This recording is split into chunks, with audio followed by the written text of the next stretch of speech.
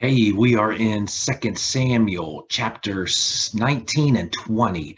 Uh, Both pretty straightforward. Don't have anything special, no pictures, no maps, just the text today. We're dealing with the death of David's son and the trying to reunite uh, Israel, because remember, those tribes went with Absalom. They allowed him to be their king. And so David's been kicked out of the country, had to do battle. We're not sure how people are going to react to David coming back, if they want David back, and how things are going to equate with that. So let's go ahead and get into the text today.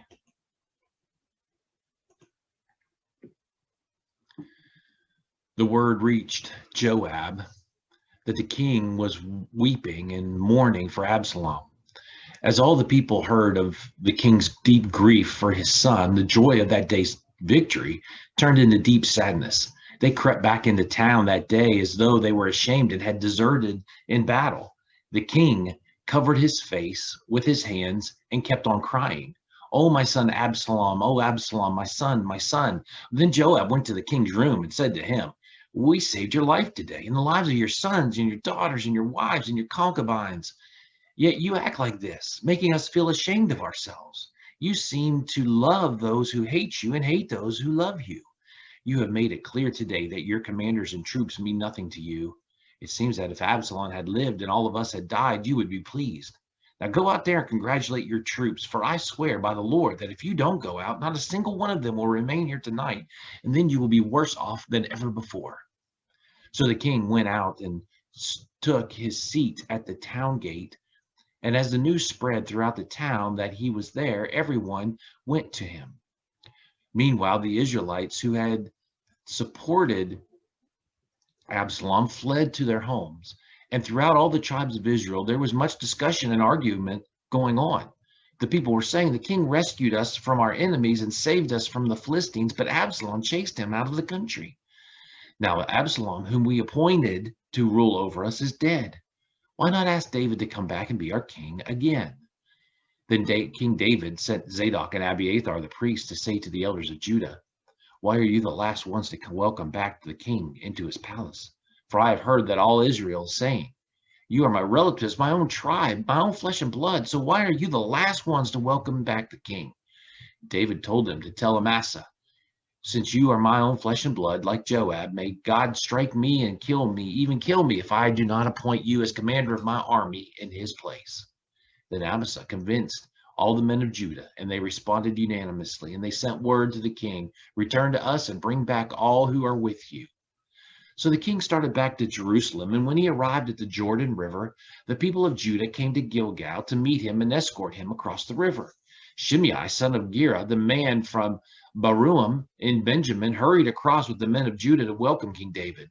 1,000 other men from the tribe of Benjamin were with him, including Ziba, the chief servant of the house of Saul, and Ziba's 15 sons and 20 servants. They rushed down to the Jordan to meet the king. They crossed the shallows of the Jordan to bring the king's household across the river, helping him in every way they could. As the king was about to cross the river, Shimei fell down before him. "My lord the king, please forgive me," he pleaded.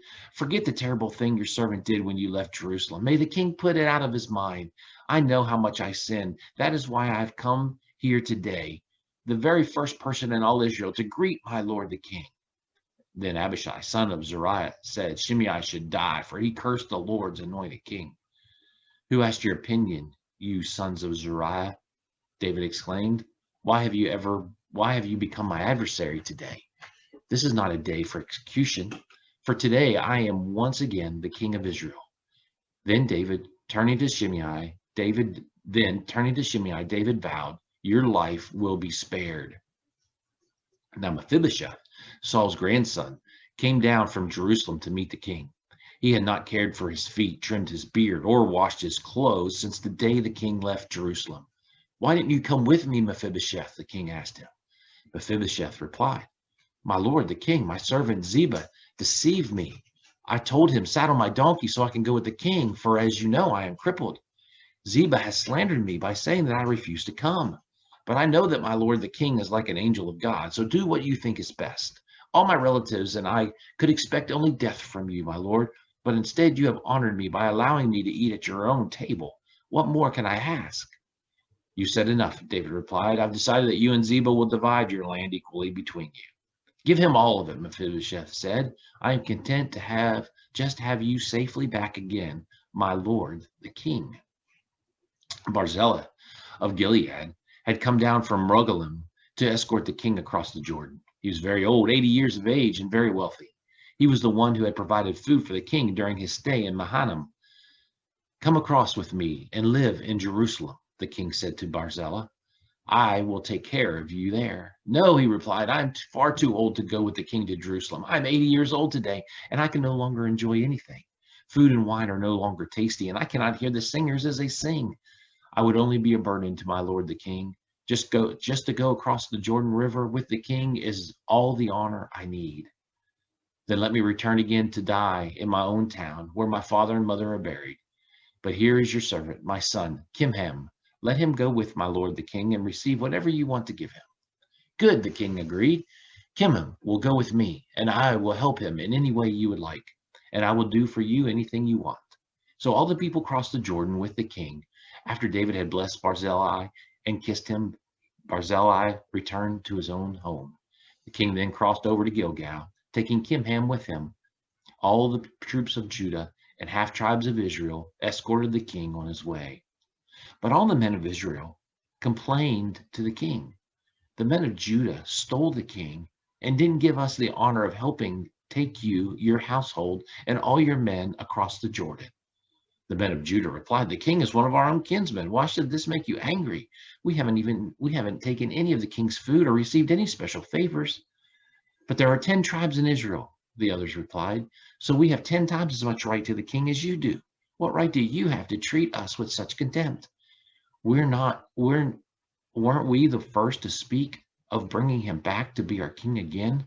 The argument continued back and forth, and the men of Judah spoke even more harshly than the men of Israel. There happened to be a troublemaker there named Sheba, son of Bichri, a man from the tribe of Benjamin. Sheba blew a ram's horn and began to chant, "Down with the dynasty of David. We have no interest in the son of Jesse. Come on, you men of Israel, back to your homes." So all the men of Israel deserted David and followed Sheba, son of Bichri. But the men of Judah stayed with their king and escorted him from the Jordan River to Jerusalem. When David came to his palace in Jerusalem, he took the 10 concubines he had left to look after the palace and placed them in seclusion. Their needs were provided for, but he no longer slept with them. So each of them lived like a widow until she died.